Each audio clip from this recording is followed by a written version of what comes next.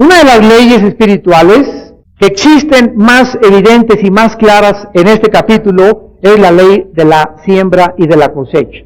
La Biblia es increíble cuando en el libro del Éxodo 20 profetizó antes de que se descubrieran los principios en 1860 de la genética, que el Dios de la Biblia anuncia que los pecados, las maldiciones, enfermedades, pueden ser transmitidas hasta la cuarta, quinta, sexta generación de los seres humanos.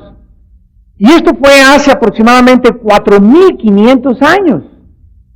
Y repito, hasta el siglo XIX, 1860, Gregorio Mendel hizo los primeros descubrimientos de la genética, cuando comenzó sus experimentos con los chícharos para comprobar estas leyes de Dios. Que realmente entre nosotros transmitimos a nuestros hijos, nietos y bisnietos no solamente características físicas. Hay personas que traen el lunar en la espalda de su abuelo, el color de ojos de la abuela materna, la estatura o el color del pelo de sus bisabuelos. Y así como físicamente está demostrado la herencia genética, como somos un espíritu, es lógico y obvio que también exista una transmisión, una herencia espiritual. Y esta herencia espiritual la transmitimos hasta los terceros y cuartas generaciones que nos continúan en nuestra descendencia. Dice en Éxodo 20 que Dios permite que los pecados alcancen hasta la tercera o cuarta generación de seres humanos que le aborrecen. En el momento en el que yo vengo a Jesucristo y traigo alguna herencia, tal vez mi abuela fue bruja, mi padre fue un asesino, mi bisabuelo a lo mejor fuera de los cristeros que anduvo con Pancho Villa y mataron tantas personas, y hay herencia en mí de violencia, de asesinato, o tal vez de quitarme la vida, ideas de tensiones traumáticas en mi vida, de estrés, de que no tengo paz, que pueden deberse a estas herencias espirituales. Cuando recibo a Jesucristo, yo tengo que cortar automáticamente con esas herencias. Y tengo que iniciar una nueva cadena para transmitirles a mis hijos, en lugar de las maldiciones que yo heredé, las bendiciones de las cuales ahora soy recipiente por estar en Cristo Jesús.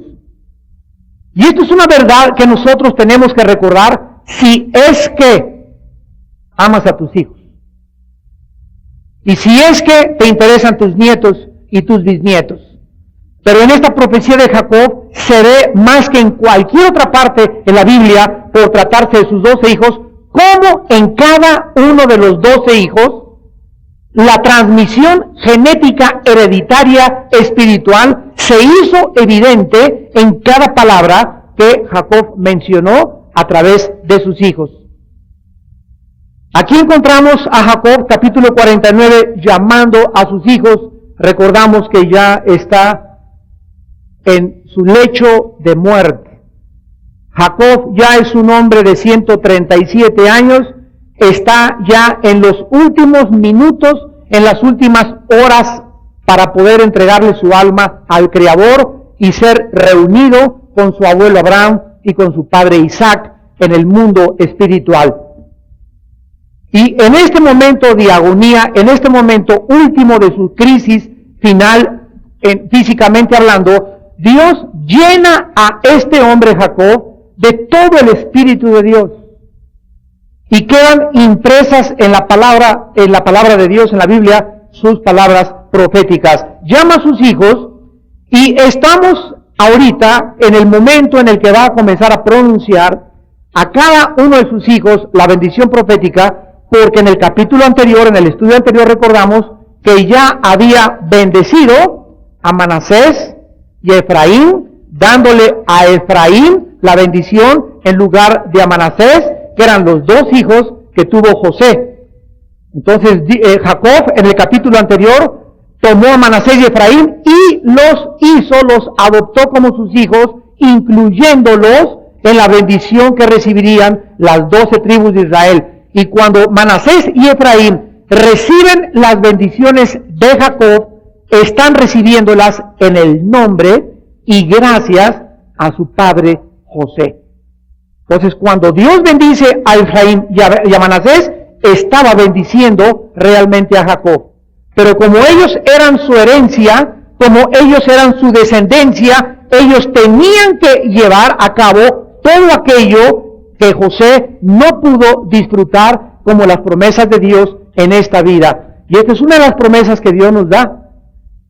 Una de las grandes estadísticas que levantaron hace poco una asociación cristiana en Estados Unidos es que la mayor parte de los más grandes hombres de Dios han sido hombres de la segunda o la tercera generación de cristianos. Realmente existimos, sobre todo aquí en Latinoamérica, existimos muy pocos cristianos o ministros del Evangelio de Cristo u hombres de empresas de Dios que hayan realmente tenido padres o abuelos cristianos. En mi caso particular, ¿verdad? Nadie en mi familia era cristiano. El primero que se convirtió fue mi hermano, luego seguí yo, mis hermanas, mi mamá fue la última, mi padre murió siendo y perteneciendo a su religión, pero en México y en Latinoamérica realmente no existen muchas personas que puedan decir, yo soy la cuarta generación de cristianos en mi familia. Son muy pocas las familias que puedan confesar este privilegio. Vamos a notar a continuación que Jacob llama a sus hijos, versículo 1, Génesis 49, les habla que se junten y les dice, os declararé lo que os ha de acontecer en los días venideros. Estas palabras de Jacob, que iba a comenzar a pronunciar sobre cada uno de sus hijos, no eran ni pertenecían a una conversación regular, sino que comenzó a hablarles proféticamente, prediciéndoles a cada uno de ellos el futuro, porque ellos serían los que constituirían las 12 tribus de Israel y formarían la nación que Dios anhelaba que se formara para que a través de ellos viniera el Mesías prometido. Dios, a través de su Espíritu, capacita, habilita a este viejito para que él sea el instrumento de la profecía sobre la nación de Israel. Y quiero darles a ustedes 4 razones por las cuales Dios hizo esto. ¿Por qué Dios quería que cada una de las tribus de Israel pudiera conocer lo que iba a suceder en el futuro a cada una de ellas en particular? En primer lugar, para animar a Jacob. Número 1. Jacob estaba a punto de morir. Su vida había sido de muchas caídas, de muchos levantamientos, pero en la mayor parte de su vida había creído en las promesas de Dios y Dios quería demostrarle, ya al final de su vida, que su fe no había sido en vano.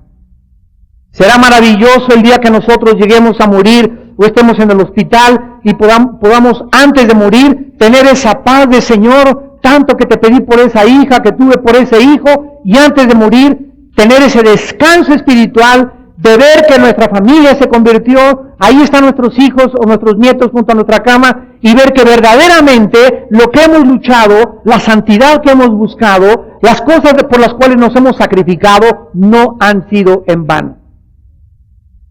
Y esto es lo que Dios anhela que nosotros y cada uno de nosotros podamos aprender. Sus hijos iban a crecer, los hijos de Jacob, y se iban a convertir, a pesar de que habían sido muchachos tremendos, borrachos, parranderos y jugadores, todos, como lo vamos a ver, iban a convertirse en una nación y ellos iban a poseer la tierra prometida, de la cual a través de uno de ellos vendría Silo, que en el hebreo lo vamos a ver en Judá, el Mesías o el Salvador del mundo. En segundo lugar, Dios le da estas profecías a Jacob para advertirles a sus hijos y a sus descendientes la debilidad de la naturaleza humana, para advertirles cuán débiles somos, cuán frágiles somos, qué fácil es que caigamos, cada uno de nosotros.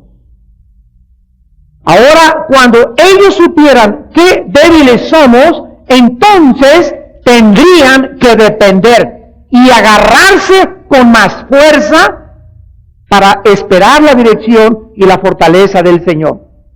Cuando un cristiano descubre qué fácil es caer, Dios mío, es que yo puedo caer muy fácil con mi novia, yo puedo caer muy fácil en el adulterio, es muy fácil entrarle con la tentación de hacer negocios sucios, es tan fácil, lo puedo hacer rápido. Cuando tú descubres esa debilidad y esa fragilidad que tenemos y que existe entre nosotros, eso debe de impulsarte a cada día que te levantes, agarrarte con todo tu corazón de Dios y de sus promesas. A orar cada vez que salgas con tu novia. A orar antes de que vayas a tu trabajo. A pasar más tiempo en la Biblia. A pasar más tiempo con Dios. ¿Por qué? Porque te conoces. Y porque sabes que no puedes depender de ti mismo. El que piensa que esté firme, mire que no caiga. Velad y orad, dicen Marcos 14:38, para que no caigáis en tentación. El espíritu está presto, pero la carne es débil. Débil. En tercer lugar, Dios quería animar a Israel durante la esclavitud egipcia. Dios ya había previsto y determinado todo el futuro y Dios siempre lo ha tenido delante de él. Sabía que estos muchachos iban a entrar a Egipto y cuando estuvieran en Egipto, como José fue el instrumento para que estuvieran, iba a morir el emperador con el cual José estaba en gracia, iba a venir otro presidente de la república, otros diputados, otros senadores, y se les iba a acabar el hueso. Y entonces toda esta familia que había estado bajo la cobertura de ese presidente, de ese gobernante, de ese faraón, iban a sufrir más de 400 años de esclavitud. Y Dios quería comenzar a prepararlos para que supieran qué es lo que el futuro les deparaba. La profecía de Jacob les iba a dar una grande esperanza durante la esclavitud egipcia, porque la profecía prometía, como lo vamos a ver, que algún día serían libres. Y en último lugar, Dios le da esta profecía a Jacob para mostrarles a todas las personas y a todos sus hijos y a todos aquellos que somos de la fe, la ley espiritual, que lo que sembramos, recogeremos en la vida, tarde o temprano. Tal como lo confirma Gálatas 6, del 7 al 8. Todo lo que nosotros sembramos en la vida, lo tenemos que recoger. Dios usó y continuará usando esta profecía de Jacob para demostrarnos precisamente esta verdad. Lo vamos a poder apreciar en estos 12 hijos, porque la bendición que cada uno recibió estuvo basada en lo que sembraron en su vida pasada. Repito, la bendición que recibo hoy, este día 3 de septiembre de 2002, está basada en lo que hice ayer, antier, hace una semana, hace un mes. Yo no puedo el día de hoy, ni tú tampoco, recibir nada, ni la vida me puede tratar de diferente forma a como yo he sido en los últimos días, en las últimas semanas, a como me he comportado, la conciencia que he tenido delante de Dios y la santidad que en este día yo puedo tener en relación con mi Creador.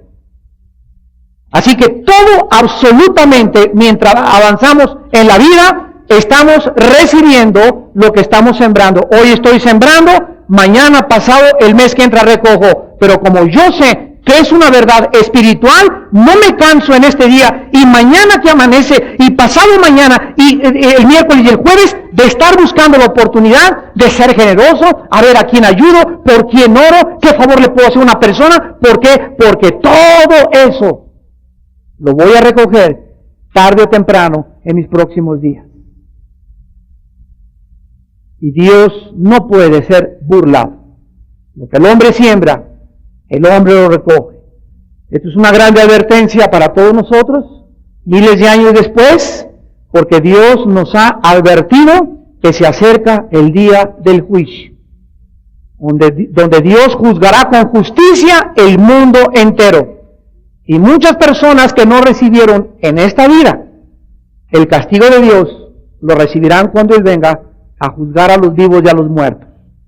En Hechos, capítulo 17, versículo 30 y 31, el apóstol Pablo a los griegos les habló de esta verdad. Pero Dios, habiendo pasado por alto los tiempos de esta ignorancia, ahora manda a todos los hombres en todo lugar que se arrepientan. El arrepentimiento no es algo opcional, no es una sugerencia de Dios. Dios manda, Dios te ordena en esta tarde, los que nos escuchan, que te arrepientas. Y cuando Dios dice arrepiéntete, es porque en ese momento estás recibiendo o puedes recibir la gracia de arrepentirte. O sea, el arrepentimiento no es cuando nosotros querramos.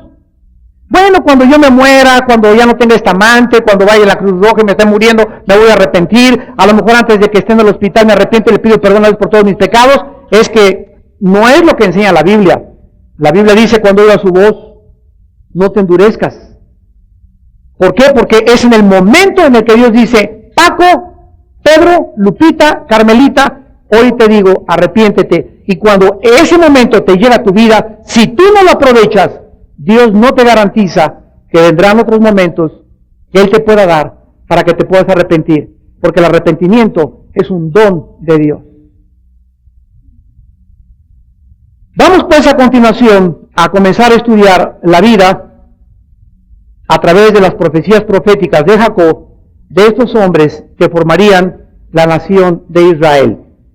Génesis, versículo 3, 2 en adelante. Júntense, les dice Jacob, y óiganme, versículo 2, Génesis 49, hijos de Jacob, y escuchad a vuestro padre Israel. Hijos de Jacob, y vuestro padre es Israel. A ver, voy a traducirlo en el hebreo original. Hijos del engañador, porque la palabra Jacob significa engañador, y vuestro padre es el que lucha al lado de Dios. ¿Ya lo vieron? O sea, hijo mío, yo te di tu nombre, tú eres mi hijo, tú eres mi hija, etcétera, etcétera, y fui gacho, fui borracho, fui drogadicto, eres hijo de fulano de tal. Sin embargo, tu padre fue cambiado por Dios y tu padre ahora lucha al lado de Dios. El padre que te dio la vida ya no es el padre original. Ahora, veme, hijo mío, como aquel que forma parte del ejército de Dios. ¿Podrás tú decirle eso a tus hijos? ¿Podrás decirle, hijo, tú me conociste que fui borracho, parrandero, traicioné a tu madre, era un ladrón, pertenecía al narco aquí en Latinoamérica y me decían el tigre de Santa Julia, etcétera, etcétera, pero Dios me cambió, Dios me transformó, Dios revolucionó mis pensamientos y tú has visto en los últimos años, hijo mío, cómo todas estas cosas no forman parte de mi vida? Ahora quiero, antes de morir, decirte que eres hijo de aquellos que luchan al lado de Dios. Por eso, en un versículo, Jacob muestra sus dos nombres, el antiguo nombre con el cual nació y el nuevo nombre, Israel, que Dios le dio cuando lo dejó cojo, ¿se acuerdan? O lo dejó rengo de su pierna el día que luchó con Dios. Vamos pues a comenzar en esta noche con Rubén. Recordamos que Rubén era el primogénito. Rubén fue el primer hijo de Jacob, el primero que tuvo. Y le llama mi fortaleza y el principio de mi vigor, precisamente porque fue el inicio de su vigor y de su fortaleza física, su hijo Rubén. Principal en dignidad, principal en poder, impetuoso como las aguas, no serás el principal, por cuanto subiste al lecho de tu padre, entonces te envileciste subiendo a mi estrado. Cuando Rubén nació, recordamos que hubo una grande alegría en el hogar de Jacob, porque era su primer hijo. Y como tal iba a recibir, como todos los primogénitos, y de acuerdo a la ley, la herencia más grande era una doble porción de herencia el que recibía el primogénito. Además, el primogénito era constituido como el jefe de su familia. Era el que tenía que velar cuando se muriera su padre, por su madre, por sus hermanos, que los negocios de la familia fueran bien, y nunca abandonar a sus hermanos, a sus hermanas, y menos a su madre. Era la cabeza de todos los hermanos que nacieran después. Pero este muchacho, Rubén, vamos a aprender lecciones tremendas de Dios. Este muchacho, Rubén, demostró tener un carácter débil e inestable, por lo cual no sería, como dice la profecía, el principal. Rubén pecó metiéndose con su madrastra. Una de las concubinas de Jacob, llamada Bila, la asistente de su madre, en Génesis 35:22, se acostó con ella y tuvo relaciones sexuales. Se entregó a la lujuria, a los deseos desordenados de su carne, demostrando que no tenía el carácter, ni la espiritualidad, ni el dominio propio para ser líder. Cuando Dios llama a alguien al liderazgo y te dice, quiero que tú seas el jefe en tu casa, y quiero que seas el jefe en tu oficina, y quiero que seas un predicador, y quiero que seas el mejor de los doctores, y quiero que seas la cabeza de tu familia y tus hermanos, cuando Dios nos llama a ocupar una posición de liderazgo, Dios nos demanda muchísimo, muchísimo. Dice en Santiago 3:1, el que anhela el liderazgo, buena obra desea, pero recibirá mayor juicio. Porque al que mucho se le da, mucho se le quita. Ahora, observen esta primera ley espiritual. Ahí está un muchacho que nace y de acuerdo a las leyes y a todo lo establecido, va a ser el jefe de la familia, el que va a recibir la herencia, etcétera, etcétera. Dios tiene preparado para nosotros una grande bendición cuando nacemos. Pero es increíble, lo vemos en la vida de este muchacho Rubén, que este muchacho, cualquier ser humano, puede cambiar los planes de Dios para su futuro. Cualquiera de nosotros puede hacer que Dios no cumpla lo que originalmente tiene para mi vida en el momento en el que yo me salgo del camino. En Génesis 6, vio Dios que la maldad de los hombres era mucho en la tierra y lo deja impreso en las páginas de las Sagradas Escrituras. Génesis 6, 4 en adelante. Y por lo tanto, Dios y dice por primera vez en la Biblia, arrepintió Jehová de lo que los hombres estaban haciendo y le habló a un hombre llamado Noé, le dio instrucciones que cumplir para juzgar al mundo entero. ¿Cómo está esto de que Dios se arrepiente? Y cuando comenzamos a profundizar nos damos cuenta que cuando Juan el Bautista comenzó a surcar el camino, comenzó a abrirle el camino a Jesús, hay una palabra, la primer palabra que Juan el Bautista mencionó, y la primer palabra que Jesús mencionó, bajando del cielo, la primer palabra del diccionario fue, arrepiéntanse. ¿Sabes tú qué significa la palabra arrepentirse? Significa cambiar de manera de pensar. Apúntalo. Viene del griego meta, con M de mamá, metanoia, cambiar de manera de pensar. Cuando Dios nos manda a nosotros arrepentirnos, nos está diciendo, Armando, tienes que cambiar tu manera de pensar respecto a cómo tratas a tu esposa. Tienes que cambiar tu manera de pensar cómo haces tus negocios. Tienes que cambiar tu manera de pensar conforme a veces a las mujeres. Tienes que cambiar tu manera de pensar respecto a la visión que tienes del mundo. Tienes que cambiar tu manera de pensar respecto a lo que es bueno y lo que es malo, lo que es justo y lo que es injusto, lo que es sufrimiento y lo que no es sufrimiento. Tienes que cambiar toda tu mente. Esto es el cristianismo. Romanos 12:2. Transformaos por medio de la renovación de vuestro nous en el griego, y se tradujo entendimiento, que es mente. ¿Qué es un cristiano? Una persona que está en proceso de estar cambiando sus pensamientos. Todos los días, todas las semanas y todos los meses tengo que estarme lavando. Es un verdadero lavado de cerebro. Es el único lavado de cerebro verdadero y real que necesitamos. Y el instrumento que Dios usa para sacarme todas mis filosofías, comunismo, gurús, y filosofías humanistas, y paganismo, idolatría, y pensamientos del mundo, y ovnis, y fantasmas, y miles de cosas que el mundo ha inventado y que el mundo está en la superstición, es la Biblia el instrumento de Dios para cambiar, transformar mi manera de pensar. Ahora, en la proporción, en la medida en la que yo cambio mis pensamientos, es en la medida que yo estoy capacitado para conocer más a Dios.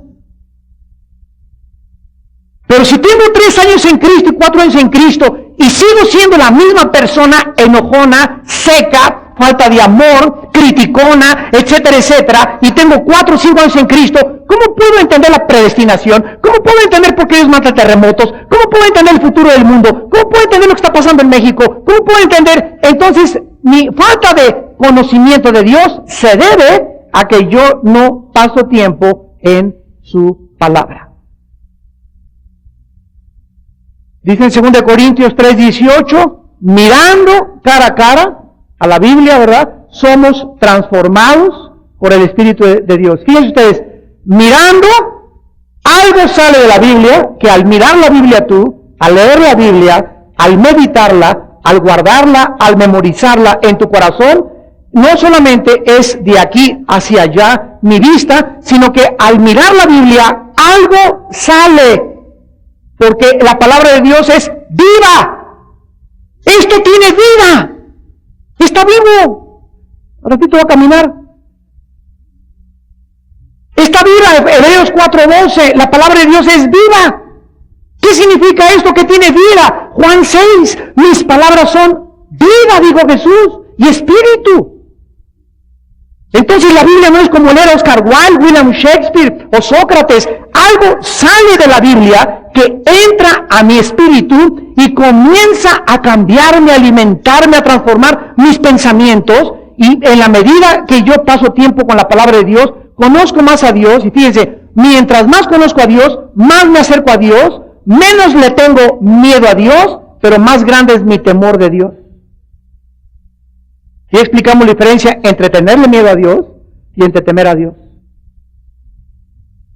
Vemos pues en Rubén esta verdad.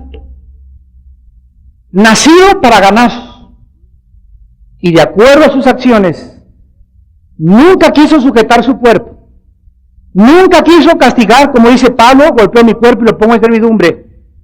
Siempre le dio rienda suelta como Sansón, muchacha que pasaba, relinchaba como caballo bien alimentado detrás de ella. Y cuando tú en la vida sigues así, y sigues así, y sigues así, llegas un momento en que eres gobernado, eres dominado, controlado internamente, ya no por la palabra ni por el Espíritu que Dios quiere que me gobierne, sino que soy gobernado por mis pasiones. Los que comienza a relinchar el caballo y yo no tengo ningún freno y dejo el animal que traemos dentro que se desboque. Eres un hombre desbocado, eres una mujer desbocada. Todo aquello que te atrae, lo haces. Lo que te gusta, te comes. Lo que quieres llevarte, te lo llevas. Eres una persona sin control absoluta del espíritu. Estas personas se les llama en el griego suchicos. Suche, mente, psicos, soma o cuerpo. En 1 Corintios 3, cuando Pablo dice, no sois carnales y andáis como los hombres, esta palabra carnal es suchicos, gobernados por las pasiones, gobernados por la carne, dominados por los instintos animales y no por aquello que Dios quiere gobernarte. Tampoco Rubén demostró tener un carácter cuando su hermano José fue vendido. Recuerdan ustedes en Génesis 37:18, porque siendo el mayor de los hermanos y el primogénito de su padre, y como consecuencia el líder de sus hermanos, cuando sus hermanos planearon matar a José y vender a José, Rubén no les impidió, ni habló, ni dijo nada para que no lo hicieran. Por lo tanto, su tribu, por estas cosas de su pasado, su descendencia tendría que cuidar esta debilidad, pidiéndole a Dios les fortaleciera. Rubén, tú eres mi primogénito, mi fortaleza, el principio de mi vigor, principal en dignidad y principal en poder. Impetuoso como las aguas, no serás el principal, por cuanto subiste al lecho de tu padre, entonces te envileciste subiendo a mi estrado. Sus descendientes, de acuerdo a la historia, fracasaron también, porque la tribu de Rubén nunca destacó en nada y jamás fue importante en la historia de Israel. Miren ustedes 4 o 5 ejemplos en la historia. En primer lugar, la tribu de Rubén, o los descendientes que siguieron después de Rubén, demostraron falta de liderazgo. O sea, Rubén fue su debilidad, su falta de liderazgo. Y ellos demostraron falta de liderazgo cuando se unieron en la rebelión de Coré en contra de Moisés en el libro de los Números, capítulo 16.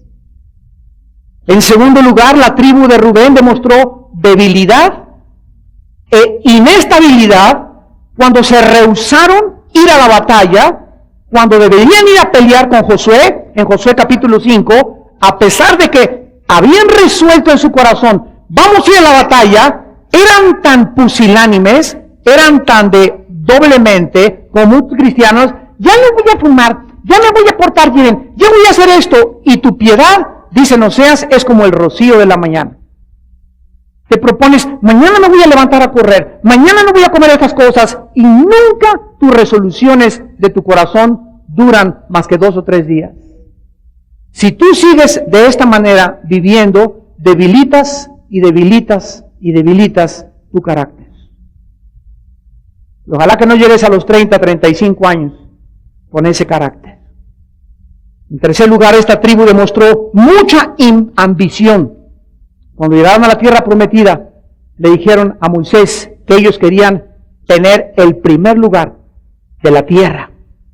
Y esta tribu, cuando Israel atravesó el río Jordán, ellos no atravesaron el río Jordán, sino que se asentaron prematuramente. Antes de la conquista, se asentaron y se quedaron en la parte oriental del río.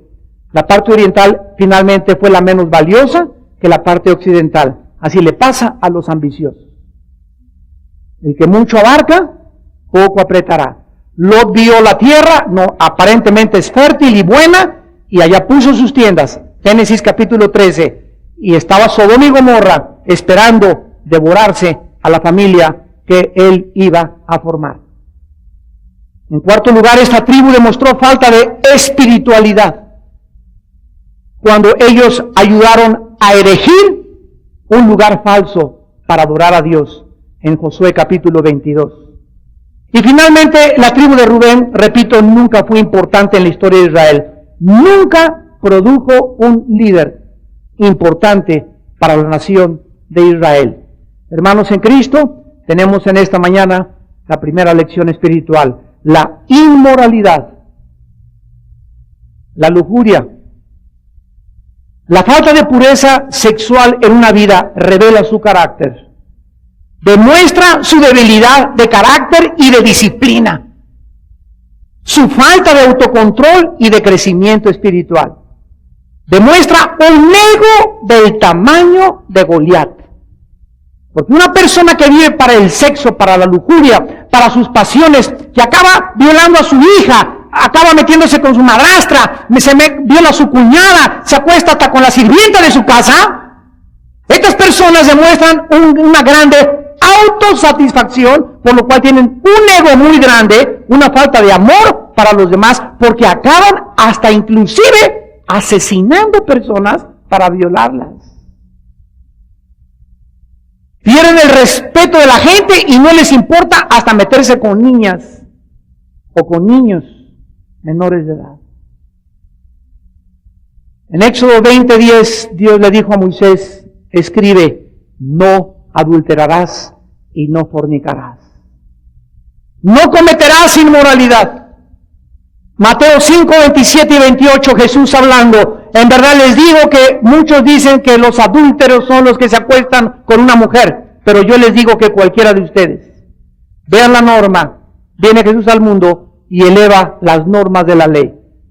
Oíste que fue dicho, la ley decía, no adulterarás. Yo les digo, más alta y más elevada la norma, que no necesitas acostarte con una mujer o con un hombre. Si tú codicias en tu corazón una mujer, y deseas a una mujer, y anhelas estar con esa mujer en tu corazón, eres un adúltero. Y por lo tal serás juzgado. Y si mantienes esos pensamientos, crecerán, y crecerán, y crecerán, hasta que lleguen a dominarte. Hasta que lleguen a controlarte.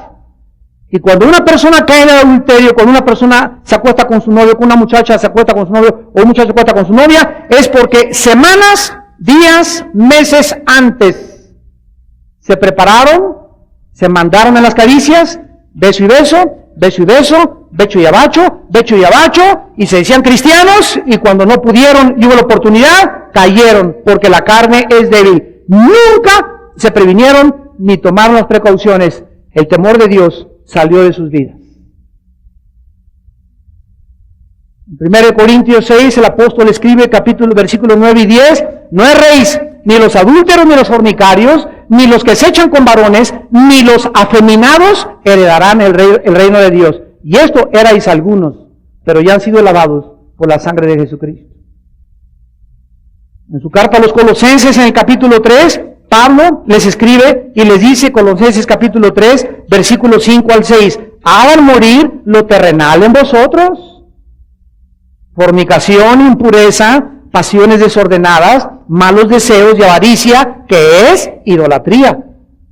Cosas por las cuales la ira de Dios viene sobre los hijos de desobediencia. ¿Cuál es la orden del cielo? Hacer morir dentro de mí. O sea, ¿cómo puedo vencer mis apetitos carnales? Matándolos de inanición. ¿Cómo hacemos morir entre nosotros la carne? Muy simple, no dándole de comer. ¿Cómo matas a un perro de hambre? No dándole de comer. ¿Cómo matas a un gato de hambre? No dándole de comer. ¿Cómo matas a un tigre de hambre? No dándole de comer. Toda la creación de Dios tiene que subsistir a través de la alimentación. Y Dios nos dice, así como si tú dejas de comer te mueres, no le des de comer a tu carne. ¿Y qué es el alimento para la carne? Películas, pornografía, pensamientos, chistes, vista. Si tú comienzas en la calle a caminar y no veo eso, y ya no veo aquello, y comienzas a dominar tu mente y aprender a cerrar las cortinas de tus ojos ante lo que no tienes que ver, comienzas a fortalecer tu hombre nuevo y a matar el hombre viejo. Y después de una semana, 15 días, un mes, que no le das de comer a la carne, ni le das gusto a tu carne, ya cuando tu carne te haga, ya nomás le dirás, quieta, ahí se me queda Nerón. ¿Por qué? Porque te conviertes, se llama dueño de ti mismo. Y en Gálatas 6, el fruto, Gálatas 5, versículo 23 al 24, el fruto del Espíritu es dominio propio. Dominio propio. Regresamos a Génesis 49 y veamos ahora a Simeón y Leví. Rubén, el primogénito, fracasó terriblemente. A pesar de que había grandes promesas para su vida, nació con grandes talentos, con grandes habilidades, con grandes planes de Dios. Él abortó el plan de Dios para su vida. Dios nos va a respetar. Pues Dios es todopoderoso, ¿por qué no me pudo salvar? Porque el día que Dios viole mi libertad, el día que Dios me impida hacer algo que yo quiero hacer, en ese momento dejo de ser responsable. Y el día del juicio no habría ninguna base, ningún fundamento para que Dios me juzgara. Jesús dijo, por cada palabra, por cada pensamiento que hagas en esta vida, serás juzgado. Dios te va a dejar que hagas, no te imaginas lo que nos va a dejar Dios hacer.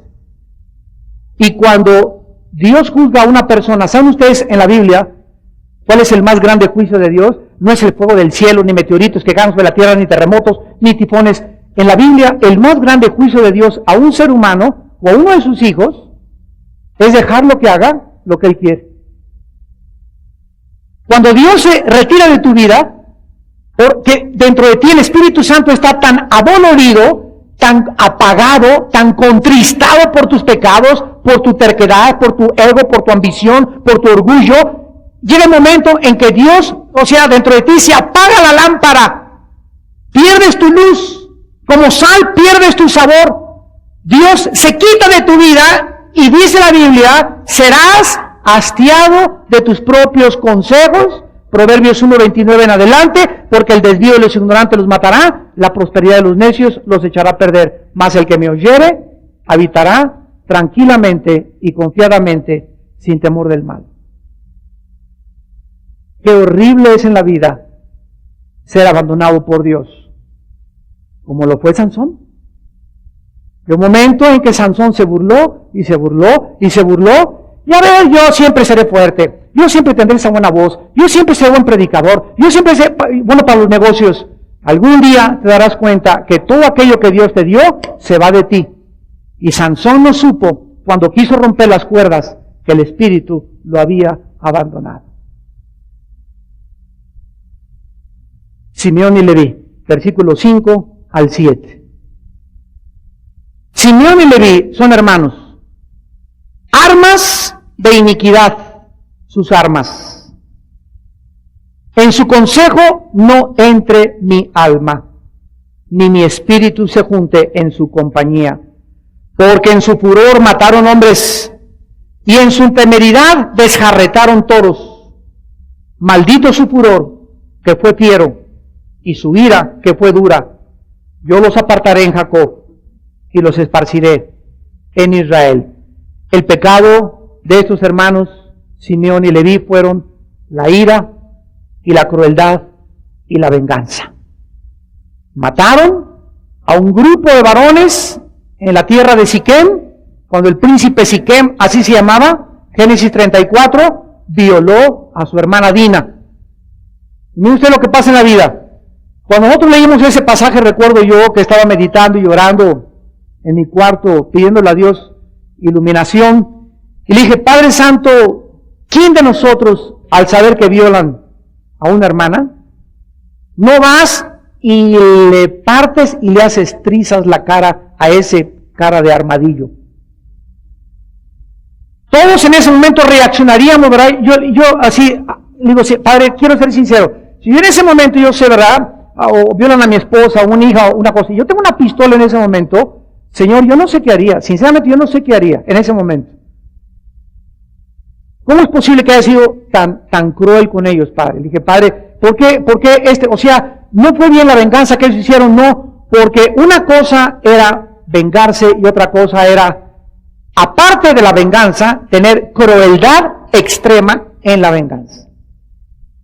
Una de las razones por las cuales Dios nos dice, no os venguéis, amados míos, dejad la ira a Dios, Romanos 12, Mateo 5, etcétera, etcétera, es porque cuando nosotros queremos hacernos justicia, o se nos pasa la mano, que casi siempre es eso, o no hacemos la justicia apropiada. Vean lo que está pasando ahorita, por ejemplo, en muchos pueblos en México, que están linchando.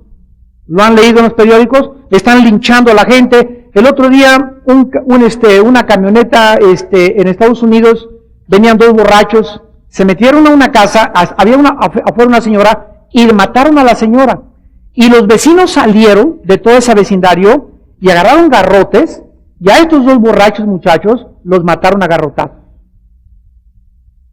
vengándose porque mataron a esa señora. O sea, y entonces descubrieron, ¿verdad?, que casi todos sus vecinos en ese vecindario estaban también con alcohol. Entonces, Cuando una persona se quiere vengar y cree que esa persona, tú mereces esto, ándele, y los dejan encharcados en sangre, repitieron lo mismo que hicieron los borrachos inconscientemente.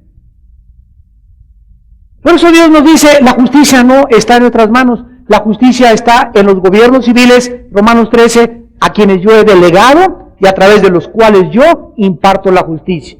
Ya sea una justicia equivocada o una justicia justa, Dios a los que hacen injustamente los juzgará y justamente los tiene que castigar. Pero como individuos se nos prohíbe la venganza. Estos hermanos es un gran ejemplo para nosotros. Jacob desaprobó totalmente su conducta.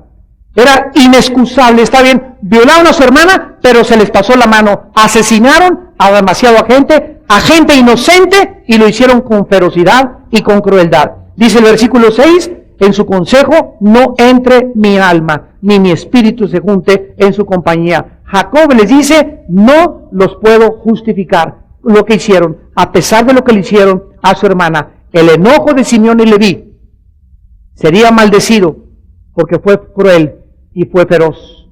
Maldito su furor, versículo 7, que fue fiero, y su ira, que fue dura. Esta declaración profética es una advertencia a las dos tribus, a Simeón y a Leví. Serían esparcidas y divididas por toda la tierra prometida. Versículo 7, los apartaré en Jacob y los esparciré en Israel. No volverían con esta división que tendrían a maldecir ni a vengarse nunca más de ningún ser humano. Sus descendientes tenían que al leer esta profecía, caray, yo desciendo de Simeón y Leví, mi abuela fue un asesino, mi abuela fue una bruja, mi padre se divorció y tenía muchos amantes, seguro que yo he heredado muchas cosas de mi padre, y eso nos pone en guardia para que nosotros no repitamos los pecados de nuestros padres ni de nuestros abuelos. Ok, vienes de una familia de matriarcado, tu mamá agarró a tu papá y le decía, métase para dentro de la casa que me los hurta. Y tu mamá se enterró a tuviste un padre y dos padrastros, y a todos los enterró tu mamá, y todos tus hermanos son como tú porque son material, y todos tienen esa tendencia. Cuídate si vienes heredando esas cosas, tú no seas igual con tu marido. Una de las maldiciones más grandes en las familias es precisamente el matriarcado. Casi siempre las mujeres dominantes, controladoras sobre el hombre, vienen de una madre o abuela controladora y dominante. Y si tú no estás alerta ante esto, de que hay una herencia maldita en tu vida, y no tratas con esa área específica en tu vida, que es un peligro potencial en tu corazón y que lo tienes que poner bajo el control del Espíritu Santo, cometerás los mismos pecados y repetirás las mismas tragedias que hicieron tus antepasados. A las dos tribus le sucedió lo que Jacob profetizó. Número 1, a la tribu de Simeón nunca se le dio una región separada dentro de la tierra prometida. Solo recibieron el territorio dentro del territorio donde gobernaba Judá. Y ahí se quedaron separados, por lo que Simeón nunca estuvo solo. Siempre fue controlado por Judá, lo vamos a ver en la próxima clase, el jefe de todas las tribus. Simeón quedó bajo el control de Judá, la tribu más fuerte de Israel. En segundo lugar, cuando Moisés, ya que estaba agonizando Moisés, mencionó bendiciones también para todas las tribus, Deuteronomio capítulo 33, ni siquiera mencionó a la tribu de Simeón. La pasó por alto, porque había sido Simeón absorbida totalmente por la tribu de Judá. Sin embargo, algunos descendientes de Simeón, años más tarde, buscaron pasturas para sus ganados fuera de Canaán, fuera de la tierra prometida, conquistaron algunas tierras fuera de la tierra prometida y ahí se quedaron permanentemente. Primera de Crónicas capítulo 4, todo esto fuera de la tierra prometida. Ahora terminemos con Leví, es maravilloso. Leví fue compañero de Simeón en esta matanza, Leví fue con su hermano cruel, Leví fue feroz. Leví estaba próximo a heredar la misma maldición que Simeón.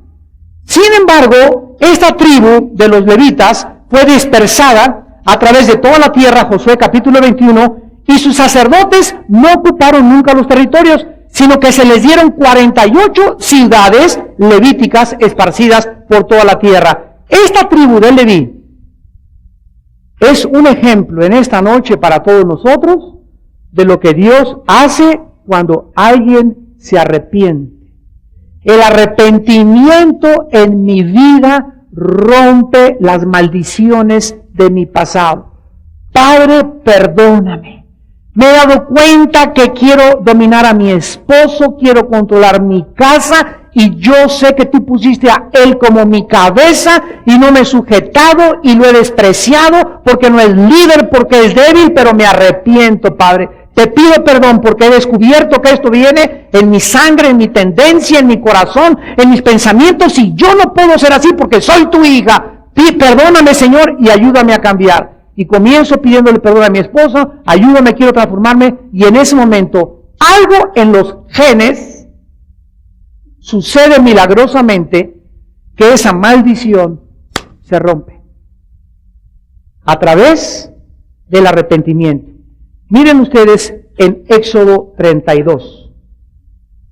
Después de Génesis, sigue Éxodo para que no se vayan hasta el Apocalipsis. Éxodo 32. Vean ustedes cuando la tribu de Leví fue redimida y veamos después lo que le pasó. Dice en Éxodo 32, 25 al 29, Éxodo 32, Moisés baja del monte Sinaí con las 10 tablas y encuentra una orgía sexual del pueblo de Israel ante un becerro de oro que habían edificado con el dinero y el oro que los egipcios los habían despojado. Y cuando Moisés baja del monte Sinaí, Éxodo 32, versículo 25, viendo Moisés que el pueblo estaba desenfrenado, esta palabra desenfrenado en el hebreo es desbocado sexualmente. Era una orgía. Porque Aarón lo había permitido para vergüenza entre sus enemigos, se puso Moisés a la puerta del campamento y dijo: ¿quién está por Jehová? En este momento, ¿quién cree que Dios es Dios? Júntese conmigo. Y se juntaron con él todos los hijos de Leví.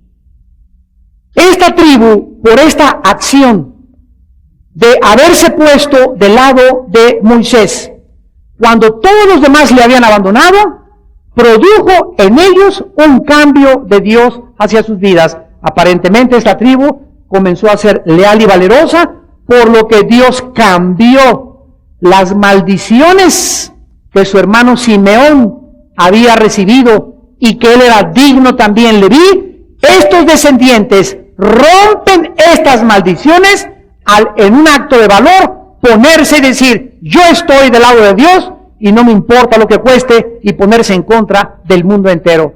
Las maldiciones se convirtieron en bendiciones. Dios hace esto en las vidas continuamente de todos los seres humanos. Dios los convirtió en los maestros de la nación, a los descendientes de Leví, y produjo a través de sus descendientes los líderes más grandes, excepto de los descendientes de Judá. De Leví vinieron Moisés, Aarón, Fines, Elí, Esdras y Juan el Bautista, descendientes de Leví, gracias a un acto valeroso de ponerse del lado de Dios. ¿Cuántas veces nosotros tenemos la oportunidad todos los días de demostrar nuestro valor ante Dios? En la mañana tuve un desayuno con puros profesionistas en Toluca, de la iglesia de Alán, mi hijo, y a ingenieros, arquitectos, doctores, y el mensaje que les di fue: hermanos, ustedes en su negocio, en su bufete, en su consultorio, en su hospital, en tu constructora, tienen ustedes la oportunidad a los empleados, a los albañiles, a las enfermeras, de hablar de Cristo y de dar testimonio. No quiero que levanten la mano, les pregunté, pero ¿cuántos de ustedes tienen el valor, porque se requiere valor, en tu trabajo, al llegar con sus trabajadores, decirles: te regalo esta Biblia, quiero que sepas que yo soy cristiano? ¿Por qué no lo hacen? Porque tienen un mal testimonio y les da vergüenza que sus propios empleados sepan que son cristianos. Cuando una persona tiene temor de decir a la gente en la Cámara de Senadores, en la Cámara de Legisladores, en el bufete, en la política, en los deportes, no importa, en Bellas Artes, en el área académica en que tú te desarrolles, cuando tú no le dices a una persona, yo soy cristiano y tengo a Cristo, quiero decir lo que Cristo es en mi vida, es porque hay un temor al hombre. ¿De acuerdo? El temor del hombre me pone en mí miedo. El temor del hombre me hace caer en una trampa. El temor del hombre me hace esclavo del hombre y me hace enemigo de Dios. Y Dios nos manda que seamos testigos cuando el Espíritu llene nuestra vida. Pablo le aconseja a Timoteo que no sea cobarde, porque Dios no nos ha dado ese espíritu de cobardía, menos de tenerle miedo a los seres humanos, sino de valor, de poder y dominio propio. Es increíble cuando un ser humano tiene este arrojo de hasta inclusive perder el trabajo, perder el prestigio, buscar la persecución de la propia familia, porque el ser humano se ha plantado y se ha puesto al lado de Dios. Tú no sabes o no sabías hasta este momento que estas acciones, estos hechos de coraje y de valor en la vida hacen en el mundo espiritual romper maldiciones de tu pasado. Y Dios quiere que nosotros en esta noche aprendamos, porque las cosas que se escribieron para nuestra enseñanza se escribieron, a fin de que a través de la enseñanza, de las profecías y de las cosas antiguas, nosotros tengamos esperanza. Y las cosas que sucedieron a esta gente, le sucedieron y nos sucederán a nosotros, porque Dios no ha cambiado. Dios es justicia, Dios es misericordia, Dios es amor, Dios es fiel. Y Él nos transmite su carácter y la forma como Él opera desde el cielo a través de las personas que fueron sus instrumentos, para que nosotros aprendamos a través de todas estas personas y nos apropiemos a nuestra vida las bendiciones o las maldiciones que nosotros decidamos en esta noche recibir. Quiero acabar leyendo un versículo en el libro de Malaquías, capítulo 2. No veo lo que me estás enseñando desde aquí, Malaquías capítulo 2, versículo 2. Malaquías 2:2. Si no oyereis y no decidís de corazón dar gloria a mi nombre, ha dicho Jehová de los ejércitos, enviaré maldición sobre vosotros y maldeciré vuestras bendiciones. Y aún las he maldecido, porque no os habéis decidido de corazón. De acuerdo a este versículo, ¿cómo tú puedes ser objeto de maldiciones en la vida? Dice en Santiago, el hombre de doble ánimo es inconstante en todos sus caminos. Por no decidirte a hacer firme tu vocación y elección en esta noche, tu vida será de inestabilidad, de inconstancia, y esa será tu maldición. Nada de las cosas que emprendas en tu vida, ni tu matrimonio, ni como padre, ni como madre, ni como negociante, ni como profesionista, podrán prosperar, porque siempre serás una persona emocionalmente inestable. Y Dios, todas las bendiciones que te quiso haber dado, las puede quitar en este momento de tu vida, porque no has entendido que tal vez esta noche, por última vez, Él te hable desde el cielo y te diga, decídete, si yo soy Dios, sírveme, y si no, vuélvete a tus ídolos.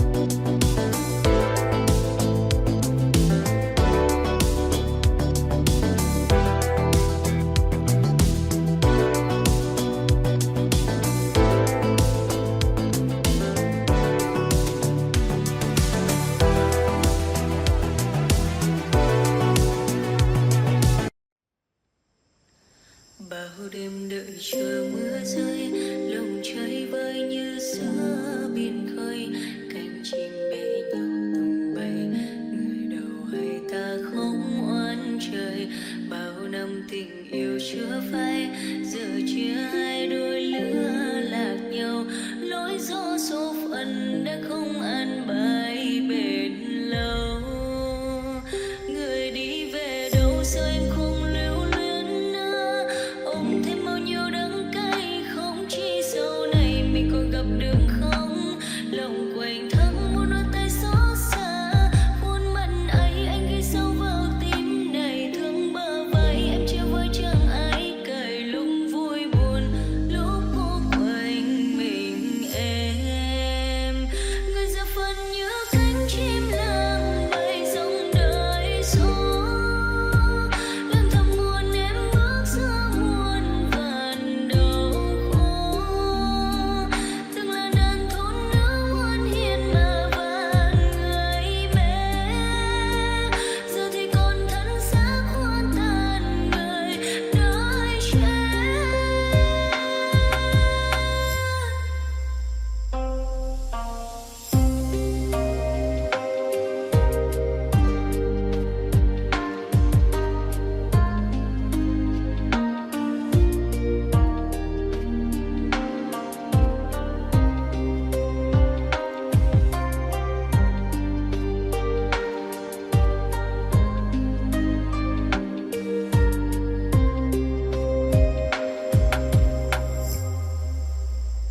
Tìm lại một chút hơi ấm nắng mới, người vô tư